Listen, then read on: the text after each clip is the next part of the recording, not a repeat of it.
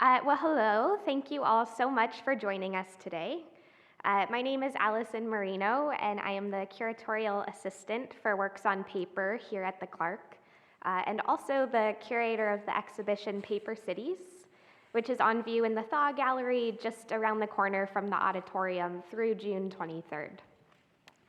It's my pleasure to introduce our speaker for this morning's talk, Giuseppina Forte, whose important research, about which we will soon learn more, goes beyond the temporal and spatial bounds of the exhibition, eliciting new, meaningful questions that expand how we think about cities, urbanism, and the environment.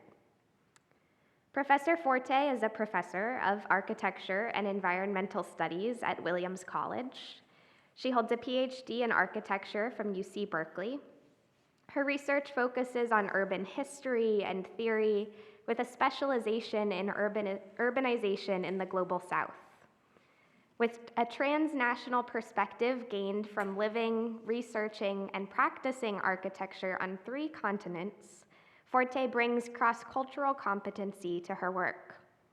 She has collaborated closely with historically underrepresented populations in cities such as São Paulo, Mexico City, Paris, San Francisco, and Ouagadougou, Burkina Faso.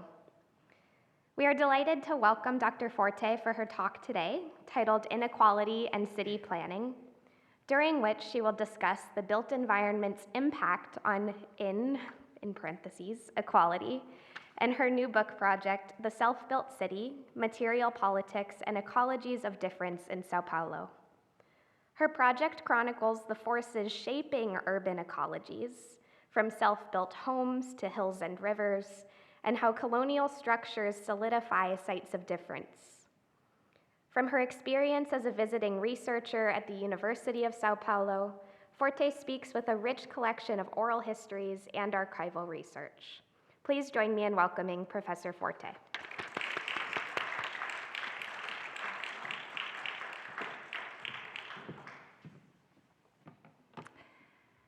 Good morning, everyone. I would like to thank you, Alison, Rachel, Corey, the Clark, for making this possible. Thank you all for coming here and attending this lecture. I'm excited, and today I will discuss the origin of modern city planning before then dive into my book proposal in São Paulo. And let me see if this works. Okay. And so in the classic era, cities were metaphors for government, meaning that there could not be good government without the good governance of the city. And this relationship became even more critical after industrialization and urbanization dynamics affected European cities in the 19th century. These dynamics were combined with threats to population and public order, epidemics, crimes, and insurrections.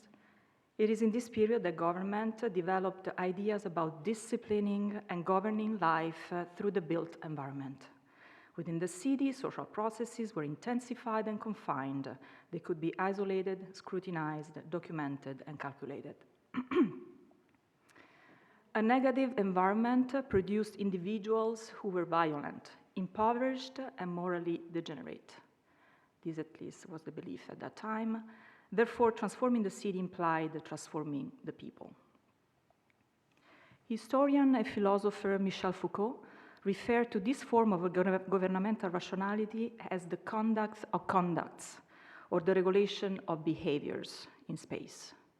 Governmentality includes the institutions, procedures, analysis, and reflections, the calculation and tactics that allow the exercise of power over citizens.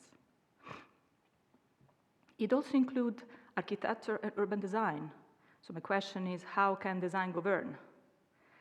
I will show how urban planning serves as one of the technologies used to govern citizens in space, a technology that can either inhibit or encourage certain practices. And I will begin with one of the first modern planners of the 19th century, Baron Haussmann, the prefect of Paris. Under Napoleon III, Haussmann transformed the old Paris into a city characterized by the flow of people, materials, and capital. This new city, the sanitary city, emerged at the intersection of ecology, epidemiology, and urban infrastructure. Similar to the human body, cities required free circulation above ground and public purification both on the streets and underground. Hausmann's plans for the so-called éventrement, disembowelment of the central neighborhoods, aimed not only to introduce air and public circulation, but also to prevent riots and barricades in the old quartier, in the old neighborhoods. The military security was also a central aspect of this vision, of course. The boulevard were the arteries of the city, the parks were the lungs, and the sewers were the bowels, so clean that the city even organized tours. Each boulevard was designed to offer perspectival views over the architectural cathedral of modernity, libraries, operas, and national monuments. The Impressionists captured the essence of the new city, portraying a sanitized, enlightened, and civilized new bourgeoisie, leisurely strolling through the boulevards. Charles Marville, the official photographer of Paris, captured the city during the years of restructuring. In this amazing exhibition curated by Allison, you will discover Marville's photographs of downtown Paris. Marville also documented the outskirts of Paris, the peripheries, including the bidonvilles and shacks where displaced Parisians lived after Hausmann's interventions. Indeed, the boulevards necessitated extensive demolitions of the old neighborhoods. And here you see the Avenue of de l'Opéra, marked by the black line overlaying the old urban fabric. So all that is demolition. Based on Hausmann's estimates, the construction of new boulevards open space displaced 350,000 people.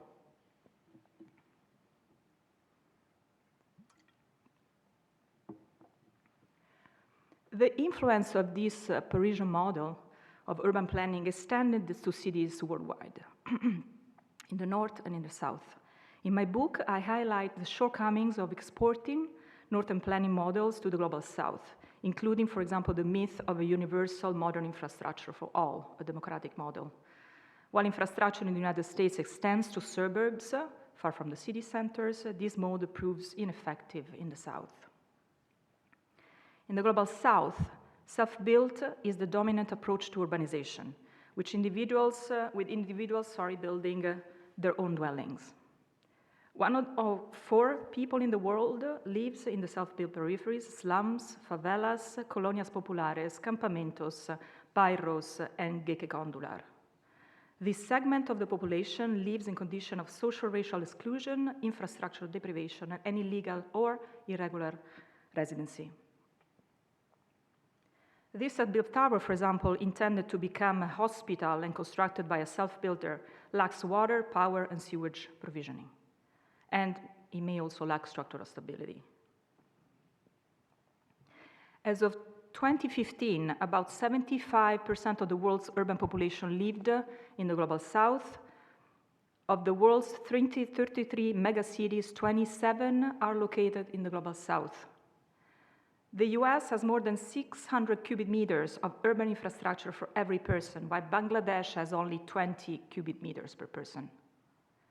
So a 30 times difference is huge, and it's important to understand inequality. São Paulo in Brazil is no exception, where 1/3 of the Paulistanos live deprived of decent housing, basic services, and safety. In reality, not only is the absence of planning a form of government, but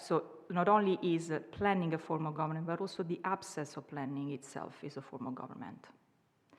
But more significantly, from their inception, self-built environment engage with institutional elements such as laws, building codes, and negotiation with the city officials. So they are called informal, and what I argue is that they are not really informal. Most residents in these environments pay for the basic provisioning of water and sewage and are taxpayers, and they participate in the city's economy. This is the typical situation in São Paulo, where the spaces of the affluent and the impoverished are separated merely by a wall. Yet those living in the favela on the left often work in the fortified enclave on the right, serving as maids, servants, and the like. In São Paulo, the expansion of coffee production and the rise of an emerging industry led to massive urbanization during the 20th century. The city's population increased tenfold from 1940 to 2000, growing from 1 million to 10 million people, something that European cities had experienced in the century before. But in the Global South, this urbanization happened in the 20th century. In my book, I delve into how urban planning, or its absence, facilitates certain spatial inequalities. At the same time, I examine the counter-strategies employed by citizens confronting these inequalities to assert their right to the city, which is the right to housing, the right to infrastructure, the right to public services. Within this framework, a difference of race, gender, and class play crucial roles in shaping the specific material politics and ecologies of the soft-built city. In turn, focusing on material and ecological conditions enable the construction of performance and difference. While my analysis does not center on boulevards, I explore other technical devices that have contributed to the expansion of the vast peripheries of São Paulo, like plans, maps, infrastructures, and even algorithms. São Paulo's social geography largely delineates the center for the upper classes, commerce, and business activities, and the periphery for the working class, polluting industry. And also some gated communities are located there. This social geography was established in early 20th century. In 1930, the Plan of Avenues of Francisco Prestes Maia employed the concept of connections between neighborhoods through radial avenues. The new roads incentivized the development of new means of mass transportation, the bus versus the trolley. If Maia's purpose was to decongest the city center, he accelerated, in fact, the centrifugal dispersion of the poor from the center to the periphery. Governmental housing policies began in the 1930s under President Getúlio Vargas to accommodate the vast population of industrial workers migrating in the city.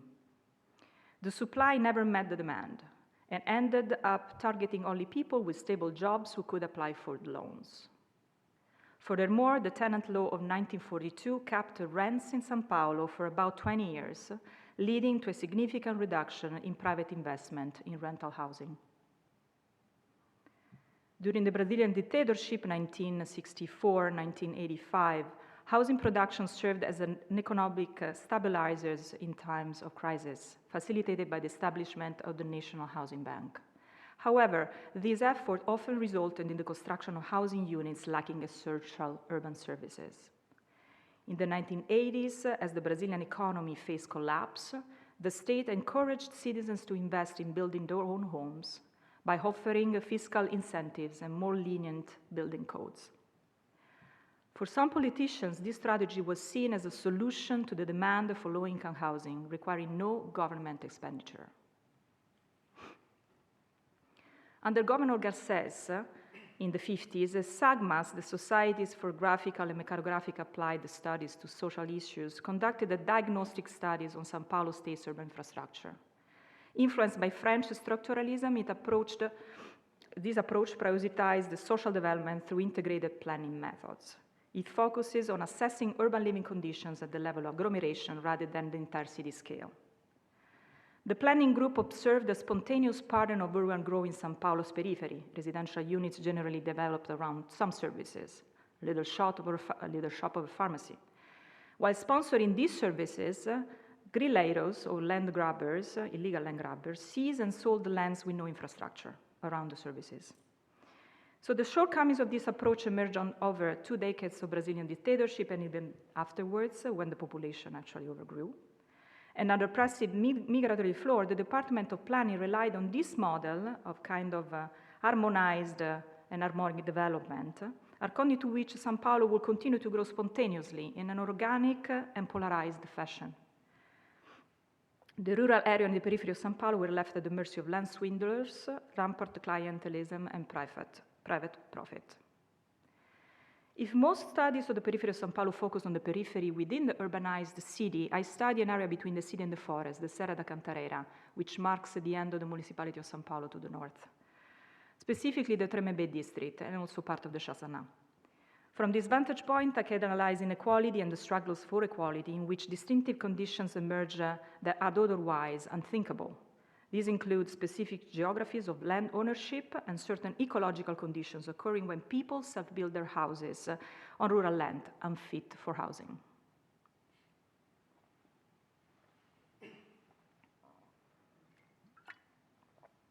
There are extreme topological variations and risk of landslides, water pollution, and flooding in these areas. Through the urbanization history of the self-built city, I document a central tenet of the project to create Brazilian urban modernity, basically the attempt to overcome nature for the few, while creating environmental inequalities for the many. In Brazil, environmental injustice cannot be separated from land. In 2010, about 1% of the population controlled 45% of Brazilian land. This injustice goes back to the colonial times. The Portuguese crown in 1500 offered annual incentives to invest in lands destined to future export production of sugar, coffee, and cattle. By 1822, the year of independence, Brazil was divided into enormous latifundia for the slaveholding, aristocrats, and economics and commercially oriented ruling class. To further complicate this, the Republican Constitution of 1891 ambiguously demarcated the indigenous land as abandoned or vacant. Individual Brazilian states, therefore, got these terras devolutas, uncultivated public land, under the agenda of transforming them into productive lands. So what I will do is that I will show you two examples, two excerpts from my book, which actually derives from my dissertation at UC Berkeley. And so in this initial example, I delve into housing struggles directly associated with land, but also gender, race, and class differences. In the 1980s and 1990s, during the Brazilian democratization period, the planners and unplanned interventions led to the emergence of new political entities and identities alongside environmental factors. The identities of working-class women, many black and brown, were crucially to securing access to land and self-built houses. First, the liberation theology, a progressive movement seeking to harmonize Christian values with Marxism, recognized the unique perspective that women brought to the people's struggle. Women's experience of sacrifice, prayer, and motherhood were seen as essential in inspiring their equal participation in social mobilization. Simultaneously, the Workers' Party, the PT, threw its weight behind women's demands, championing feminist policies, advocating for increased women's political participation, empowering them as militants.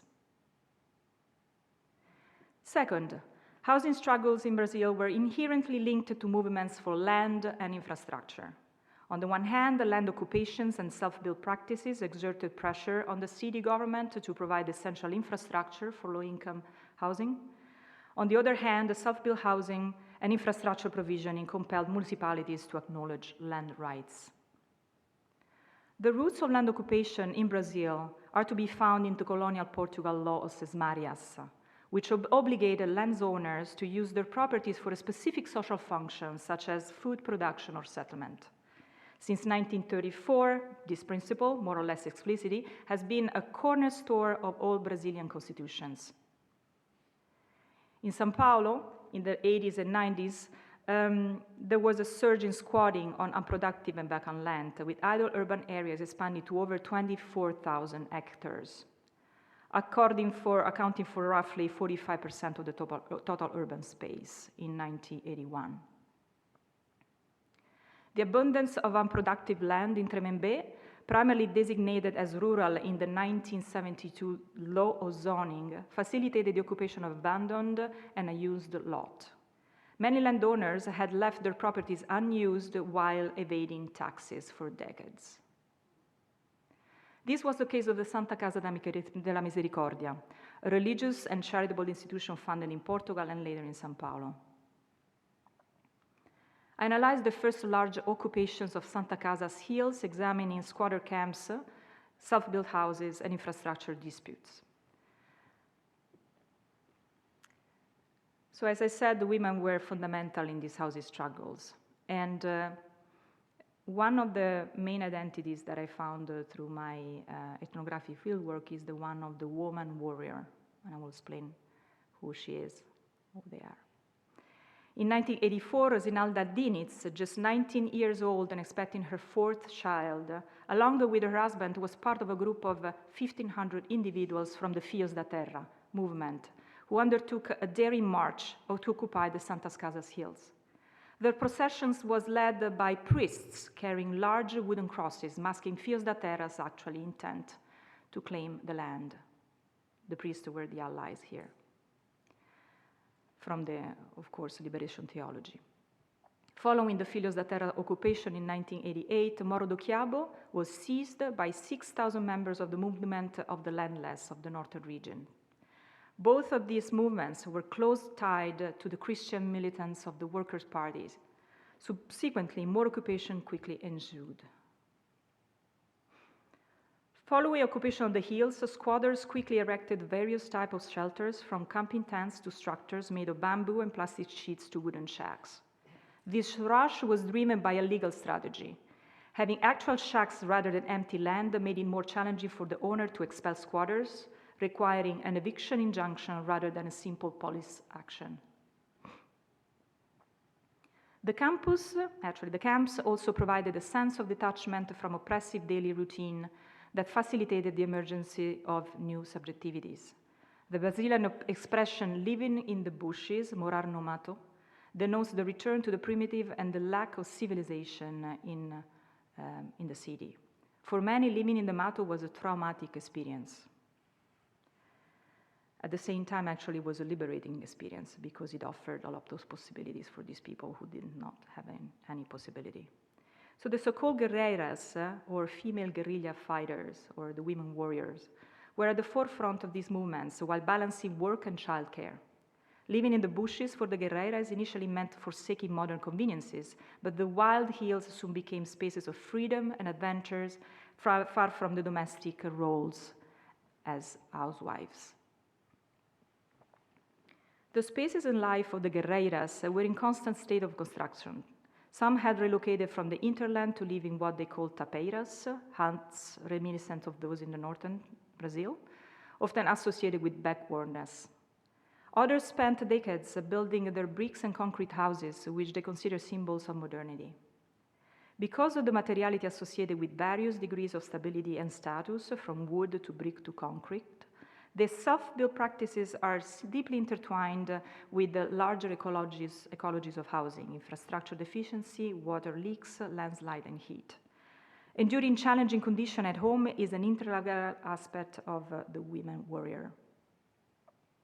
Both Fios da Terra and Morro do Quiabo's occupation were successful. Fios da Terra squatters secured land and housing tenure with post-occupation legal help from legal Marxists, basically. In Morro do Quiabo, the movement's leader negotiated a housing complex in Jardim Apuanã through the Mutirão and self-management program. So here's another identity, the woman Mutirantes. The history of Mutirão, Jardim Apuanã, was closely intertwined with the resurgence of feminists, with collective self-building playing a certain role. The Mutirão and self-built management program championed decentralized self-governance in housing, granting families in cooperative autonomy, decision-making power, and cost control. By actively participating in construction and material production, they reduced expenses significantly, resulting in houses that were 50% cheaper than those built by contractors. Municipal funding for the program covered the construction materials, specialized labor, equipment, and technical support, largely provided by NGOs. Women were instrumental in the Mutirão Apuanã, engaging in various tasks that included digging ditches, leveling the ground, laying stones and iron structures, creating concrete and mortar for masonry, site cleanup, executing finishing touches, and installing doors and windows. The women Mutirantes received the training through courses provided by the National Center of Integrated Courses in rock casting and bricklaying, equipping many of them with professional skills. Women's involvement in the project disrupted established gender dynamics at home. The work with concrete extended into the summertime, with each woman leaving the Mutirão around 7 or 8 o'clock. In the patriarchal periphery, husbands who did not recognize the collective work viewed these women neglecting their domestic duties. It was unacceptable for them. The concept of domestication associated women with domesticity and the ideal of the housewife in Brazil. However, women's participation in traditionally male work challenged this ideal, breaking the stereotype of women as fragile, dependent, submissive, incapable, and irrational. This appeal disrupted societal expectations regarding gender-based role and responsibilities. Finally, the filthy poor women. Trained as Workers' Party militants and Catholic activists, women often used to hack the everyday operations of the governmental machine by using tactics on the fly. The manipulation of institutional spaces within the city was an essential element in the repertoire of women's tactics coming from progressive religion, labor alliances. As a Workers' Party militant, Madalena Figueiredo settled in Jardim Felicidade where there was no infrastructure. Her relentless endeavors to capture the attention, her relentlessly endeavors to capture attention of the Agency of Basic Sanitation of São Paulo state, SABESP, appeared actually fruitless. One day, along with a resolute group of women, she devised a bold plan. Carrying buckets filled with dirty laundry, they boarded a bus with Madalena pretending to brandish a fake gun, coercing the driver to divert the bus to the SABESP. The women invaded the building, the headquarters, and filled the buckets with water. Then they started doing the laundry in the institutional hallways of the SABESP and outside the corporate offices of the water engineers. The unfiltered visibility of such private practice doing laundry in a public space unsettled the SABESP's engineers. Water, for them, was just abstract lines, numbers on the map, and calculations, and now it became a real object of necessity. Such need of the laundry meant something to the engineers themselves, except that they comfortably picked clean clothes from their wardrobes, washed by other low-income women in the secluded domesticity of their houses' service area. On that day, instead, the hidden chain of gender labor and resources, water, bucket, and soap, behind the fresh shirts of the water engineers had invaded the space of sanitized male enterprise. As women splashed dirty water around SABESP corridors, the SABESP's official had no alternative but to listen to the women of Jardim Felicidade. Another day, the women had the umpteenth scheduled meeting with State Governor Covas. Madalena knew that he wasn't going to show up. Unwillingly to accept further disregard, the women arrived at São Paulo State Agency. They confronted the security guards and brazenly entered the building. Armed with fruits, bread, and mortadella, they began to litter the premises with peel and garbage. The women, dressed in tattered clothes and accompanied by dirty dogs, created a disruptive spectacle that could not be ignored. Governor Covas was left with no alternative but to address the uproar. In this way, the community of Jardim Felicidade obtained construction ensuring sewage and electrical power and paved roads in the 80s, at the end of the 80s. So the women of Jardim Felicidade orchestrated staged visibility of the filthy poor and infected dogs at the earth of the institutional building. In a sense, the periphery went to the center, and the center couldn't neglect anymore the periphery. The second example is about ecologies of risk in hazarded areas, and I will trace the conclusion of this at the end. Along a tributary of the Tremembé River, the last squatters cram in their wooden shacks. They live in so-called hyper-peripheries, area considered to be at high hydrogeological risk on a 4-point scale ranging from R1, lowest point, to R4, highest risk. In the shacks, wood slats support thin, rotten board enclosures pierced at the bottom by PVC pipes that discharge gray water into the creek. These squatters are exposed to the creek's toxic sewage-like water and seasonal flooding. Compared to other locations, areas at risk of flooding or landslides are more accessible to low-income people because they are exposed to environmental hazards and lack urban infrastructure.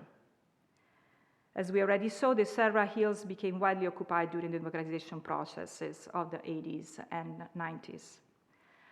This dynamic is not new. Since the Brazilian dictatorship, the urbanization of rural land along riverbanks and hill slopes in the Serra has resulted in distinct material and ecological conditions. In 1964, after the canalization of the Tremembé River to make room for new real estate developments, the river basin could no longer drain the rainwater. Each year during the rainy season between November and February, residents of the low-income subdivisions along the along the river were exposed to sewage-like water overflowing from the streets and the toilets, loss of household equipment, damage to their furniture, and rat invasions. In the 70s, the dichotomy of city and nature was brought to the extreme through the association of lifestyles with human ecologies of health and disease. Construction companies of elite residential complexes at the top of the Serra counterposed the uncontaminated few in the forest to the many polluted others in the city. Nature, of course, is pristine and therefore healthy, and the city is polluted and therefore citizens are filthy and morally degenerated. Pretty much what happened in Paris and in Europe. The dynamics of self-organized communities soon caused inequalities as con men charged high interest rates on money lent to buy construction materials. The poorer residents spent up to 20 years in shacks built with tarps and rotten wood panels before they could build their houses with brick mortar and cement blocks. Self-built practices in Brazil have led to the overexploitation of working-class labor, since the working poor is overworked twice, at work during the week and on the weekends in the construction site of their homes. However, self-built has also been a means for accessing resources, institutions, and networks. It is a negotiation between social self-regulation, governmental orders, and market forces. As a result, occupation and the associated self-built in risk areas have intensified despite the recently increased flash floods and landslides in São Paulo caused by climate collapse, particularly by the combined effect of the South Atlantic Convergence Zone and the Kurumi subtropical cyclone. Administrators assign risk levels to peripheral land to monitor risk areas. Meanwhile, on the ground, the private actors have used this classification to turn the hyperperipheries into profitable markets. This is because since inhabitants of risk areas have priorities over rental subsidies or housing provisioning, the demand for this area is high.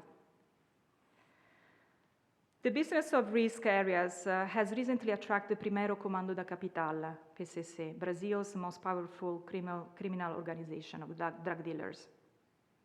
The PCC coordinates public and private, public or private land occupations in R1, R4 areas. Then they sell ready-made wooden shacks and charge a monthly fee for water and electricity. Officially, risk in Brazil is a parameter exclusively related to hydrogeological hazards. This is for the planners. It does not consider the structural causes behind squatting in risk areas. As a result, evictions from these areas are considered mandatory. This dynamic, I argue, works within a specific regime of government that has naturalized risk or normalized risk and evictions and blames victims for putting their lives in danger. Because of the risky physical and material conditions of the hyperperipheries, residents of these areas are targeted by the government using specific technologies.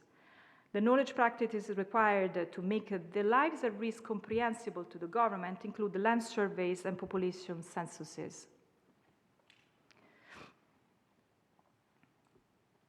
So mapping and surveying.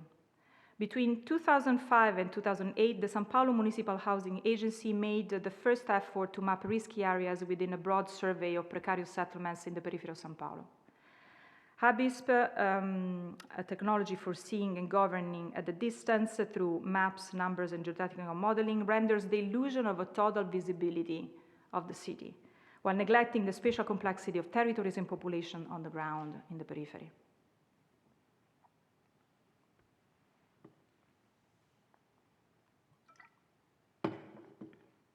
This complexity includes various hazards, data on race and gender, and the always changing condition in the hyperperipheries. The HABISP system requires frequent update from surveyors on the ground. Unfortunately, these updates have been suspended since 2015 due to lack of funding. So Although these maps are already obsolete, meaning the city grows at the speed of light, the speed of light, and the planners cannot catch up with it. The civil defense surveys partially compensate for this lack of data. The difficulty in assessing people and places in the hyperperipheries mirror a mode of governance that relies on selective visibility and uneven interventions in areas at risk. These practices have substantial biopolitical implications because they affect the size and consumption and composition of the population, thus shaping the design of government programs aimed at the regulation of hyperperipheries. In 2019, I participated in 2 census surveys in areas at risk of landslide, Jardin-et-Brome and flooding, the Tremembé River camp. We had just reached the top of Jardin-et-Brome's hill when a woman shouted at us. Her words are written here. Although she was dismissed by experts and residents, this woman demonstrated the drama of that threatening encounter and spurred those who dared not to speak out to present legal evidence of their right to live there. They rushed, holding pieces of paper, ascertaining their property payments and utility bills to show that as taxpayers, they had the right to stay there. Many residents allegedly bought a lot from land grabbers in the 80s, but did not have a contract with the lender or a deed for the property, and the state allowed that. The planning policies allowed that. The tenure resolution in each case will depend on the judge's interpretation. However, in this case, as the surveyors explains, they were not there to validate the residents' tenures. They were there to assess the people living in houses at risk of collapsing. The residents who were present, mainly Black and brown women with children, looked at the surveyors in a state of semi-shock. Nothing had collapsed for 30 years since they settled in the neighborhood, so why would it now? Additionally, the residents thought that constructing with concrete was a sufficient safeguard. The architects from the civil defense explained that despite the house's structural stability, the terrain underneath could soon crumble under the increase of flash floods and the weight of the dwellings, built one on top of the other. However, the risk for the residents was not that their houses might collapse and kill them and their children. The real threat was for them to lose their houses, actually, to be classified illegal, and therefore they had to leave. Fearing evictions, some squatters living along the Tremembé River since 2016 chose to be invisible during another civil defense census. The atmosphere this time was that of a siege more than a survey. Gun-carrying army personnel patrolled the paths, and drones flew over our heads. Kind of scary. The prefecture required the presence of the police, the military police, because the area was and still is under the control of narco-traffickers. People behind windows atop the hill, likely armed, controlled our movements from above. Meanwhile, a surveyor from the prefecture assigned codes. He knocked on the makeshift wooden door of a newly constructed shack. A young black pregnant woman opened the door. The surveyor told his assistant, 16. The man painted a yellow mark with 16 next to the door of the woman's shack. The surveyor printed a piece of paper from his portable machine and gave it to the squatter. Don't lose it. It is the only evidence that you live here. He moved on and knocked on the next door. Many residents will not show up that day, and the prefecture has not been able to finalize the survey since then. Whether or not residents boycott the survey, they will sometimes will be evicted by the government without indemnity or monthly subsidy because they occupy areas at risk. Let's talk about stigmatization that comes with all this spatial distribution of people in the city. I returned to the squatter camp along the Tremembé River accompanied by João, one of the local community leaders. Piles of clothes, home appliances, and construction materials were scattered over bushes and grass along the riverbank outside the camp. See, João said, they throw everything in there. They lack any civic education. They are filthy. If dirt is associated with disorder, as Mary Douglas stated, residents at the feet of the Serra da Cantareira are categorized by degrees of purity and filth. The poor and dark-skinned are always to blame for their presumed disruptive practices: drugs, violence, and environmental pollution. As with many nostalgic residents of the old Brazilian Switzerland, as newspapers used to call the Tremembé district in the 60s, João's criticize recent settlers who have occupied the area for their disruptive impact on its pristine nature.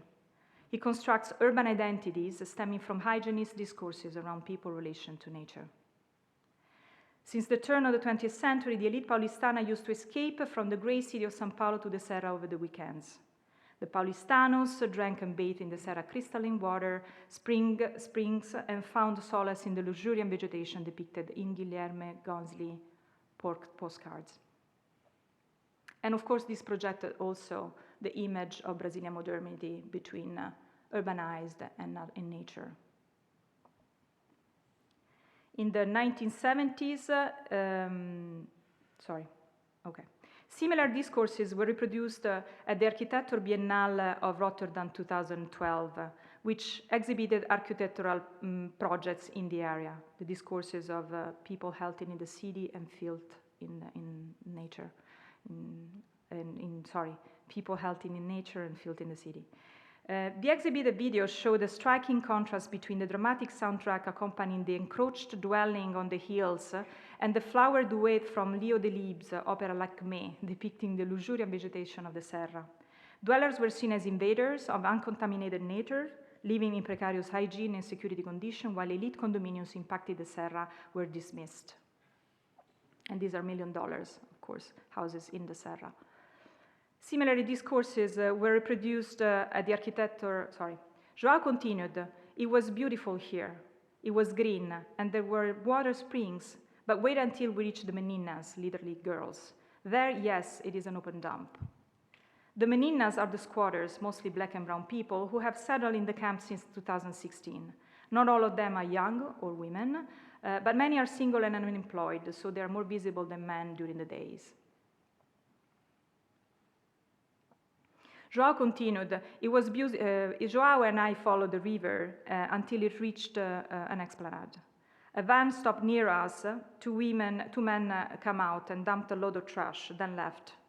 João said that the prefecture does not police the area and no one calls the police, who already know what happens, because they fear retaliation from the PCC, the narco-traffickers.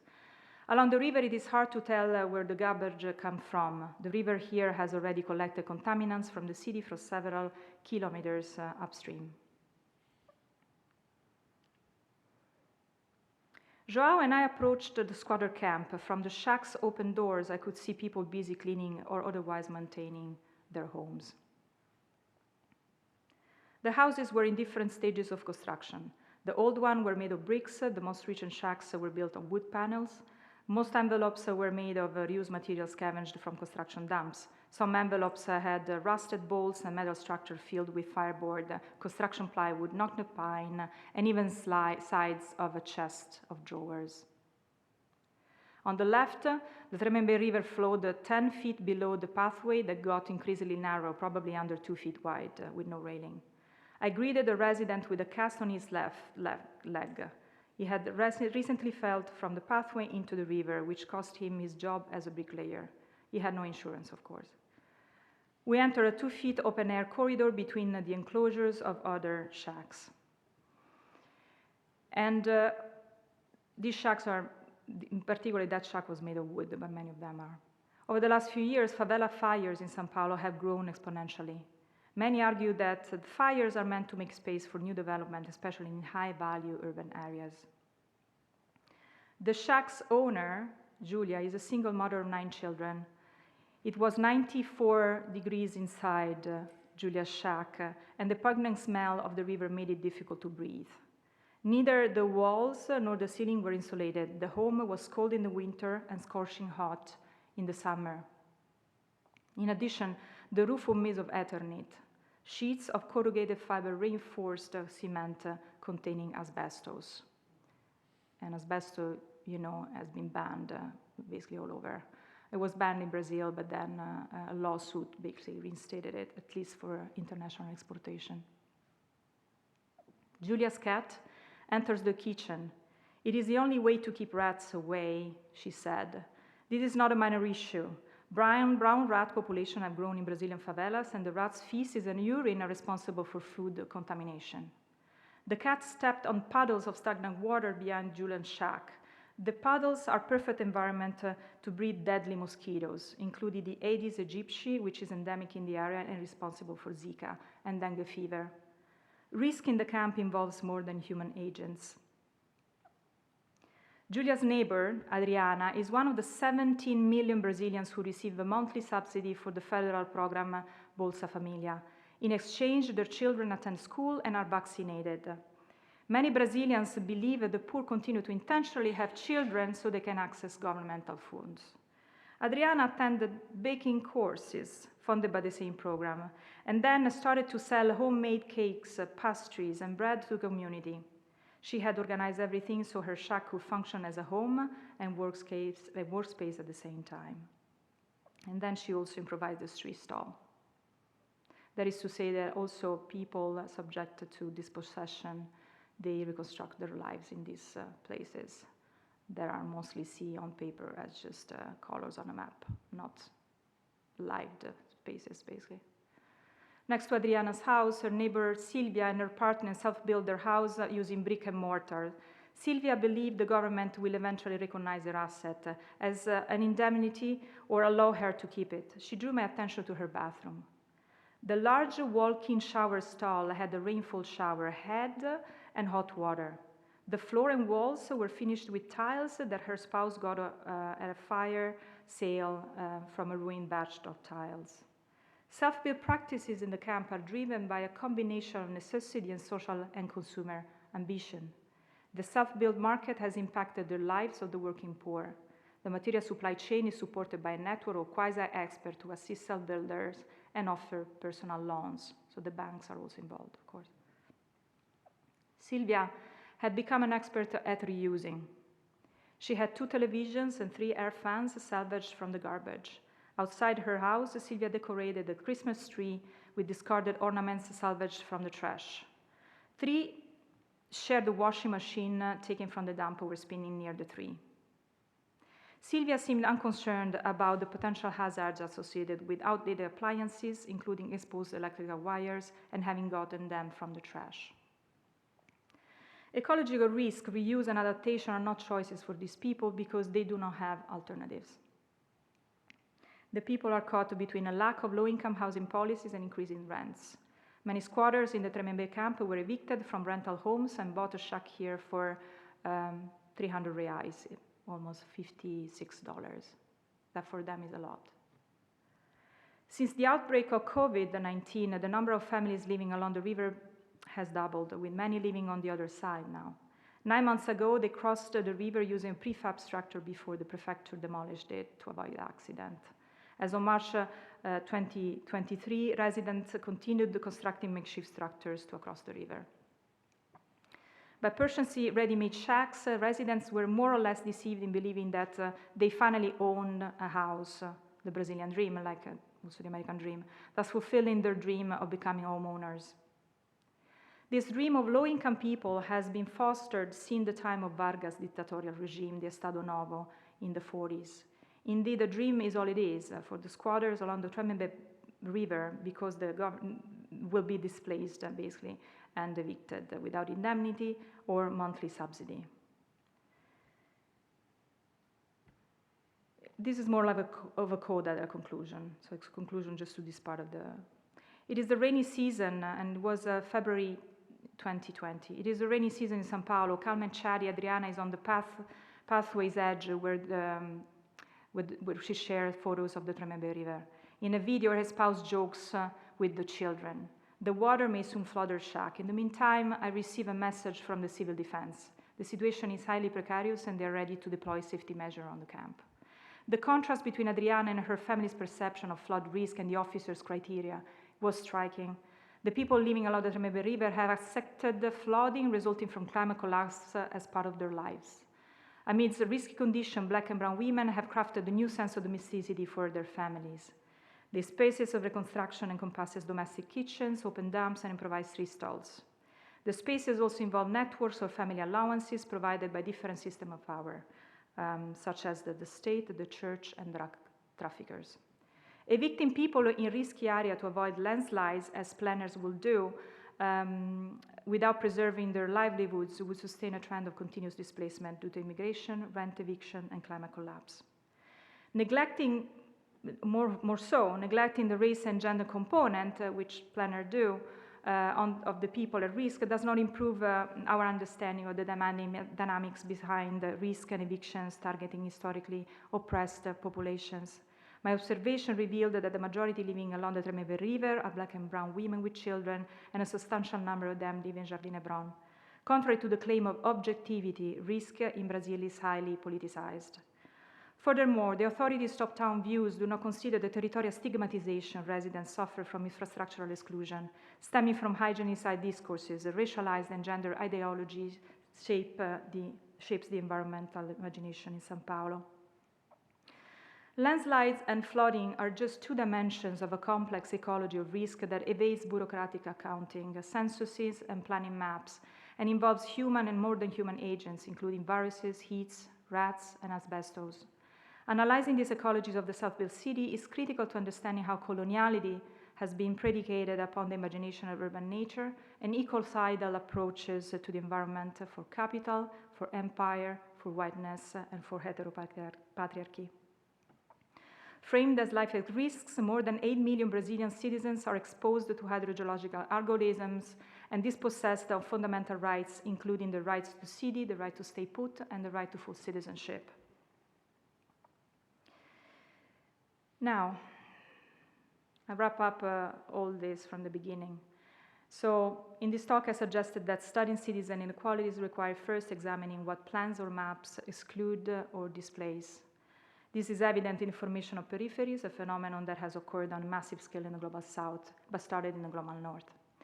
Even the absence of planning represents a form of governance that leaves part of the city vulnerable to non-institutional actors. Indeed, much of the urbanization is occurring in the global south, which also hosts a significant number of refugees displaced by climate change.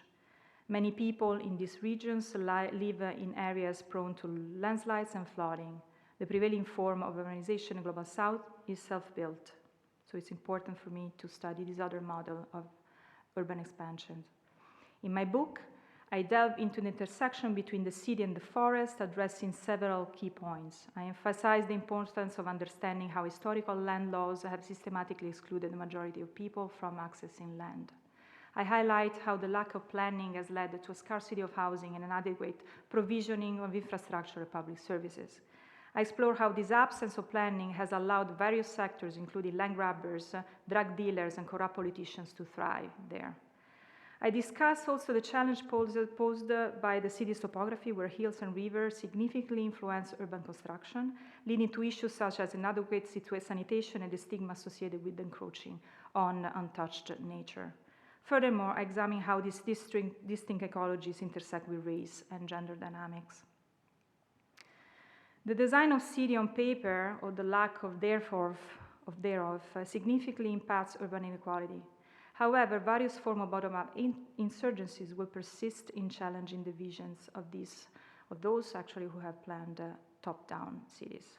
Thank you.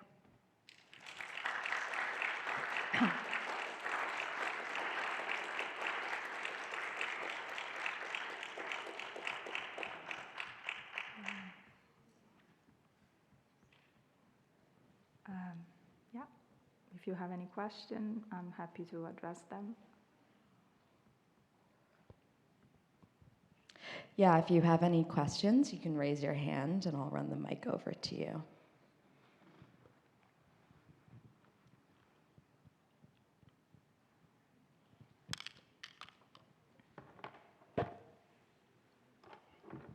To what extent does funding from the World Bank and other sort of first world institutions, can that in any way affect the way things are built in the Southern Hemisphere?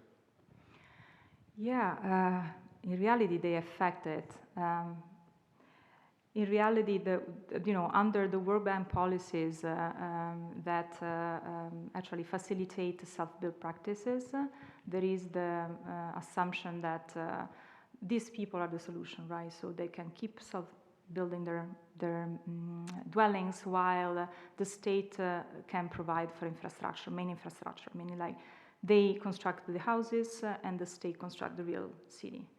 The problem with this model is that first, as you may know, World Bank policies are really top-down, very large-scale policies, and then they have to be translated into the varying context. And in Brazil, like in other countries, corruption is one problem, but also I would say the fact that almost all architects in Brazil were trained into modernist architecture, a very top-down way of looking at the world, in a sense.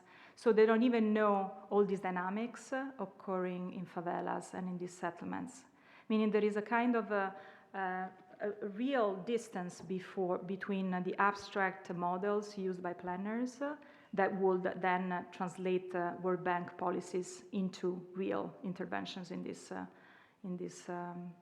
dwellings.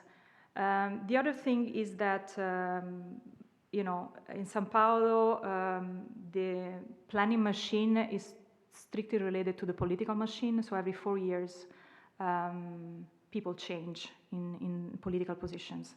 And so what has been done, for example, by the previous mayor, it will just like dismissed and people will start from scratch. So one of the possibilities would be also to try to divide planning from political interest and maybe, ensure that, there are more years actually to develop all the World Bank policies and do something really to solve these problems. As I showed also, the surveys that are the ways a government sees population in cities, the surveys in these areas are incomplete.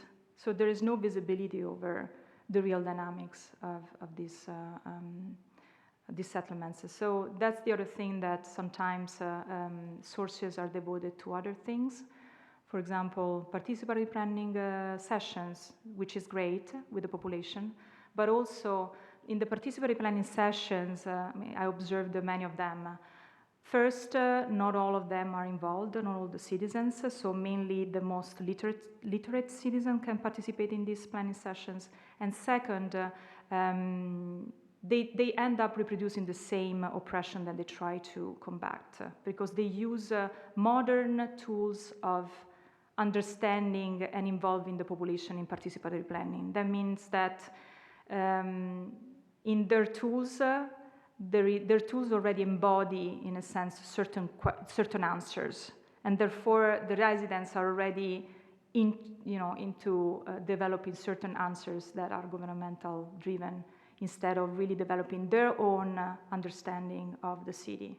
So also the relationship between experts and non-experts is very complex, because experts will work with their models, whereas I argue that this is another city with its own models. So how can we bridge these two visions? Yeah.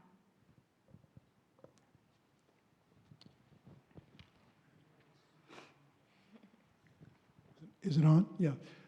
It seems like one of the few, there's very little cause for optimism in what you have shown here, and every cause for pessimism, but further pessimism. But it seemed like one of the more hopeful things was the variable women's movement, although that seemed quite dated. What was that, like 30 years ago? And I wondered what the outcomes of some of those developments. So you showed, for example, it sounded like a governmental sponsored course to become bricklayers. And it seemed like that was a seed of hope for local control, building, self-building, but maybe building safer structures that then belonged to the people who live there, and were sort of duly certified as such. I wondered what happened to the movement, what happened to those kinds of courses, and whether that's still a source for some optimism, or whether there are any other sources of optimism. Right. Okay, so the Mutirão in the 80s was an amazing program, because not only involved the people living in the peripheries, but also architects working alongside these people. Meaning the people brought the program of their houses, what do I want, where do I want to live. So it was not the expert bringing this. And then the expert would help with the technical expertise. And the government was just like, okay, here are the fundings, you organize yourself in cooperatives, and that's it. It had like more of a facilitating role, right? Not really top-down push. Now, recently there are still policies in place, like for example the Minha Casa Minha Vida, which is my house, my life, at the federal level. Now, have you seen São Paulo is a very complex city in terms also of topographies, availability of land, which in the 80s it was really available. But now land for housing purposes is shrinking in São Paulo. And that's why the Serra is invaded.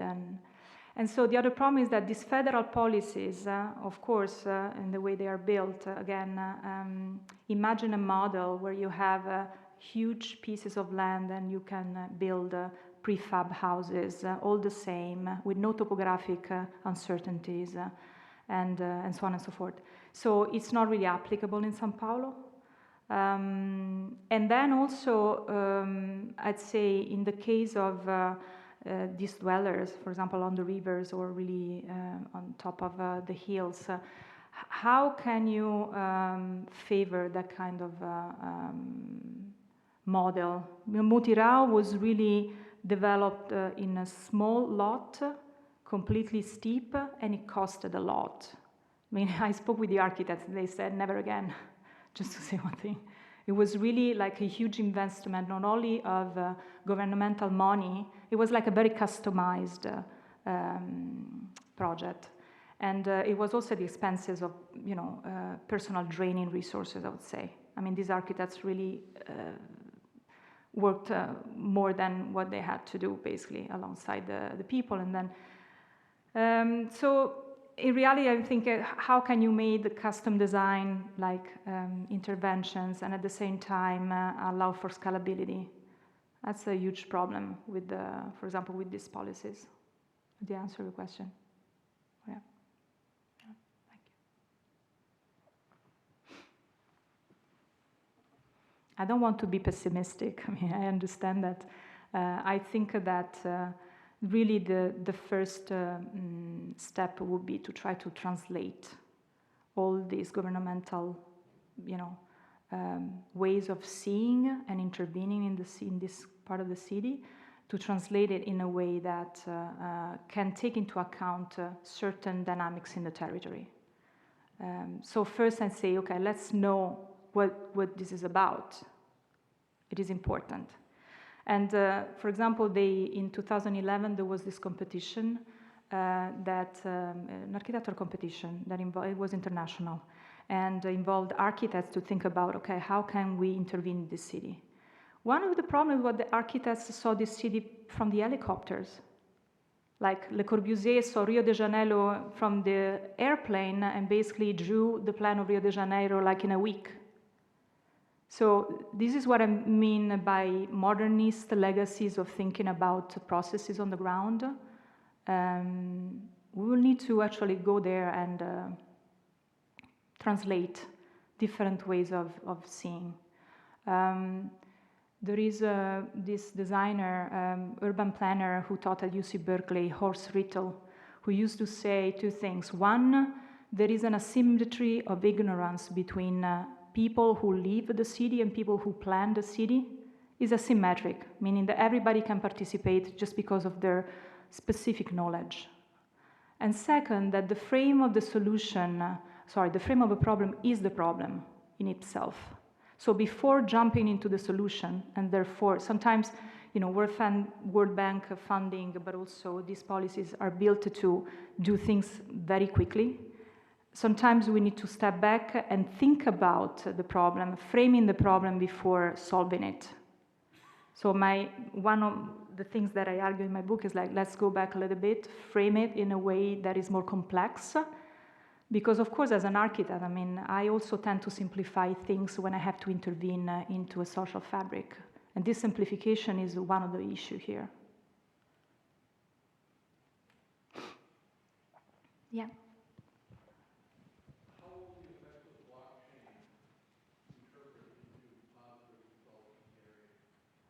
Sorry, I haven't. How? Sorry. How will the implementation of blockchain interpret into direct results in that area? Blockchain? Yeah. I don't know.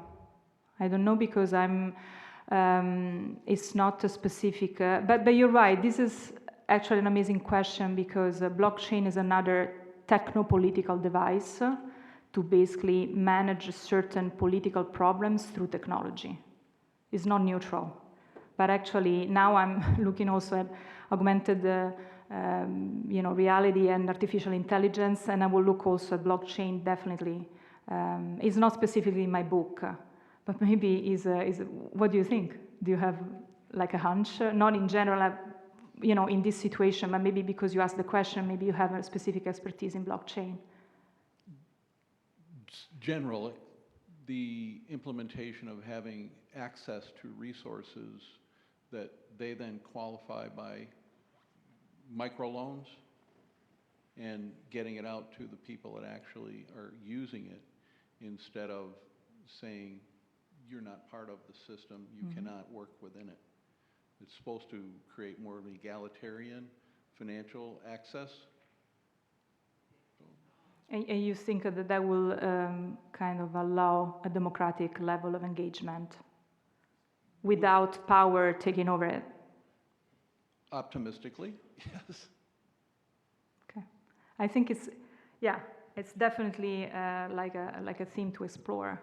I do also believe that is not unproblematic, of course. But thank you. Yeah.